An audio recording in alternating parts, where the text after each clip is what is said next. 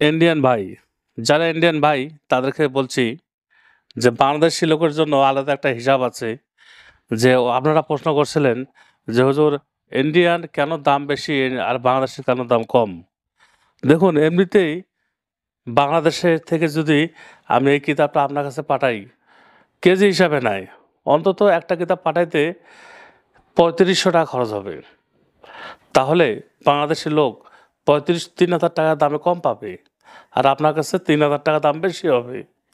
তারপরও বলছি যে আমি একটা অফার দিয়েছিলাম যে বাংলাদেশে ১ সপ্তাহের জন্য এই কিতাব আল কুফরি ২৭৮০ পৃষ্ঠার কিতাবটি ৳৯,৫০০। ১ সপ্তাহ পরে এই কিতাবটির দাম হয়ে যাবে ১৬। যোগাযোগ করতে এক্ষুনি ফোন করুন 0173986405। শুধুমাত্র বাংলাদেশের লোকদের বলছিলাম, ইন্ডিয়ান ভাই আপনারা অনেক কমেন্ট করছেন যে আমাদের কি দেওয়া যায় না ৯,৫০০ টাকায়? হ্যাঁ, দেওয়া যাবে। আপনি আবুল হোসেন ভাইয়ের সাথে যোগাযোগ করে আমি ১০টা কিতাব পাঠিয়ে দিয়েছি ওনার কাছে। শুধুমাত্র ১০টি কিতাব ১০ জন ভাই পাবেন ৯,৫০০ টাকা।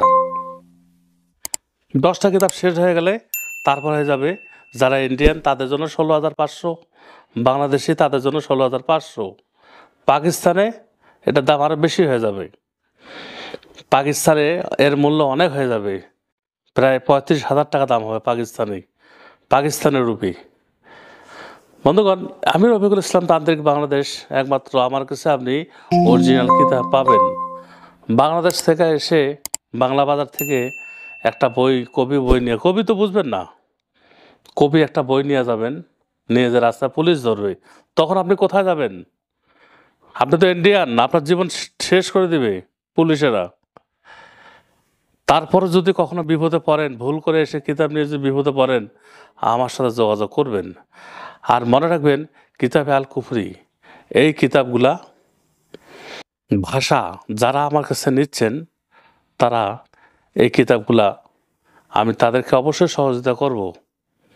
আমি অবশ্যই সহযোগিতা করবো এই কিতাবগুলা। কীভাবে কোনটা বুঝতেছেন না, সাধন কীভাবে করতে হবে, নকশা কীভাবে লিখতে হবে। নকশা তো লেখার নিয়ম আছে। আপনি ধরলে সকাল ঘুম থেকে উঠে আপনি নকশাটি লিখলেন, এত সোজা না। নকশা, তাবিজের রাশি বার করা, নকশার নিয়ম, লেখার নিয়ম, কখন লিখতে হবে, কোন নক্ষত্র, কোন ছায়া, কী কালি, কী পোশাক পরে লিখতে হবে, এগুলো সব কিছু আপনাকে আমি শেখাবো। মনে রাখবেন, যারা ইন্ডিয়ান ভাই তাদের জন্য এই ভিডিওটি করা। ভালো থাকবেন আর একটি লাইক দিবেন। ওয়াখির দাওনা আলহামদুলিল্লাহ রাব্বিল আলামিন।